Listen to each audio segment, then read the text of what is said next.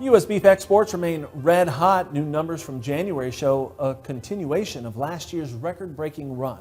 The U.S. Meat Export Federation reporting January produced another $1 billion month for beef exports.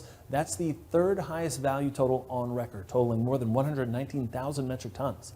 That's up 13% from a year ago. January pork exports totaled more than 208,000 metric tons. Now, that's down 16% from a year ago, while export values fell 14% to about $555 million.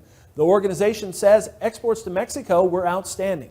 Now, looking ahead, USMEF says forecasting 2022 as a whole is a real challenge right now.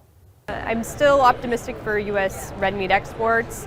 I still have beef exports setting another record above $10 billion and possibly nearing $11 billion as long as things don't go off the rails. And on the pork side, I think we can still do above $8 billion, and there are a lot of wild cards, especially on the pork side and around not only China, but also what happens in Europe. Dan Hellstrom of the U.S. Meat Export Federation saying, as expected, the continued rebound in China's pork production has slowed demand for U.S. pork.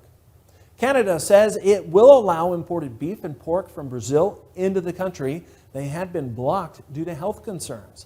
Brazil's ag minister meeting with the Canadian Ministry of Agriculture. She had traveled to Canada to speak with potash companies and other fertilizer suppliers. Now, she announced that Brazilian meat packers will now be able to export products to more than 200 markets around the world. The clearance for pork products, however, only extends to one southern Brazilian state.